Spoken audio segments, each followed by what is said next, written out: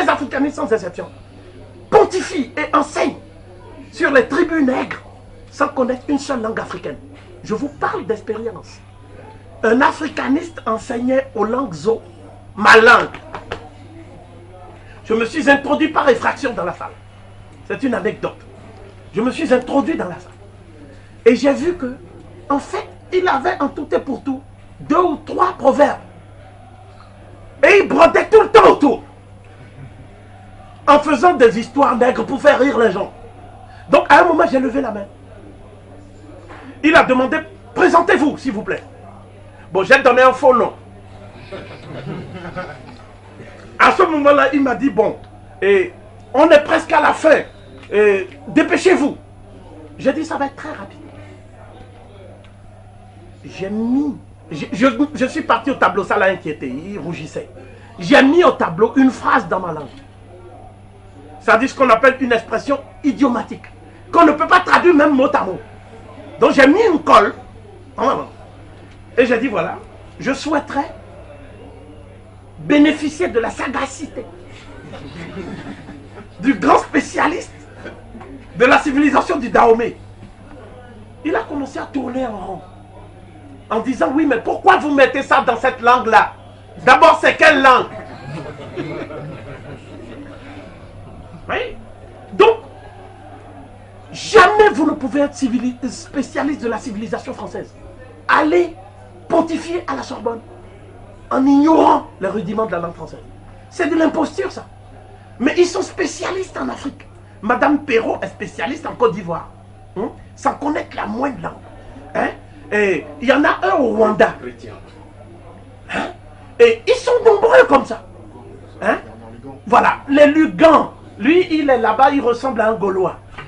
Donc le jour où je suis parti à Lyon, j'ai dit, voilà, je veux traiter du sujet suivant. La contribution des Noirs à la civilisation française. On a dit, ok, on amène Bernard Lugan pour en finir avec ce nègre-là. Bon, on m'a dit, il y a un certain Lugan qui fait du bruit. J'ai dit, je ne le connais pas, mais en fait, je le connaissais. Je voulais qu'il vienne. Vous savez ce qui s'est passé?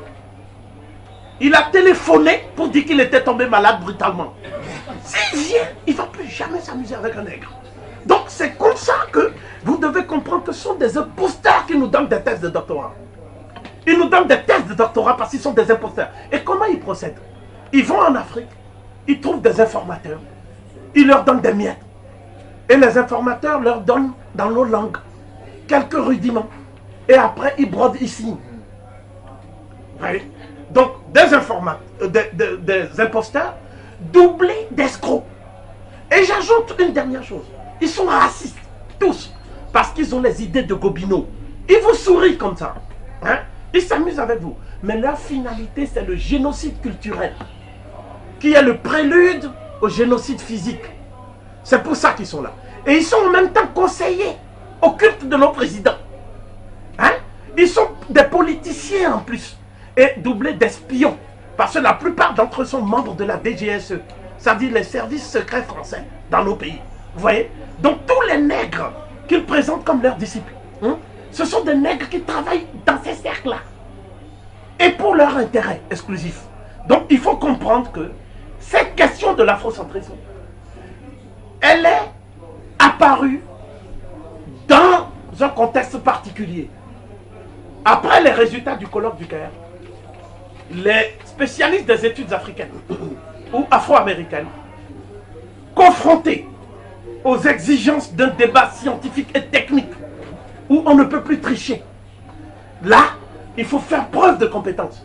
Cheikh Anta Diop parle d'archéologie préhistorique, eh bien, il faut connaître l'archéologie préhistorique. Cheikh Anta Diop parle de datation, radiocarbone, il faut être physicien. Cheikh Anta Diop parle d'égyptologie, eh bien, on y va. Cheikh Anta Diop parle de la Grèce, il faut être helléniste. Donc, comme il voit pour la première fois des nègres qui maîtrisent une certaine pluridisciplinarité, n'est-ce pas? Eh bien, qu'est-ce qui s'est passé?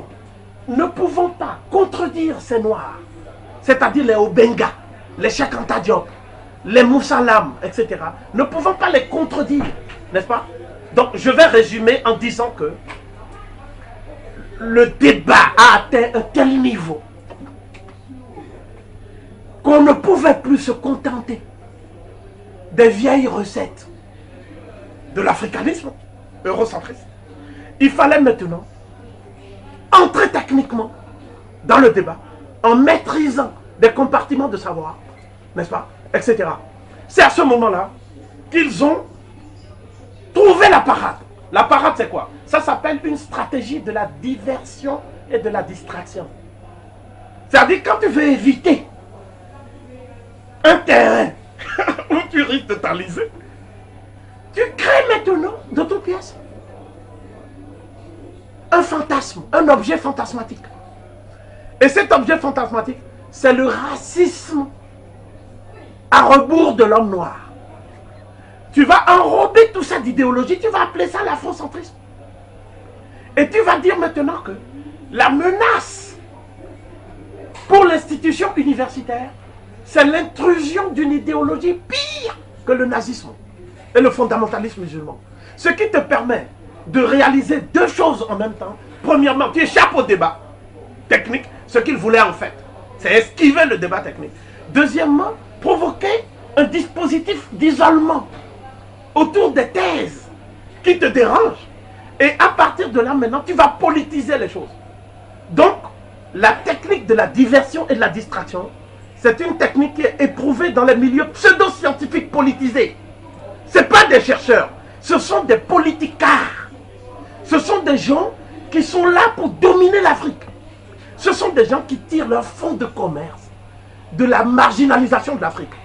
Ce sont des gens qui détestent l'Afrique.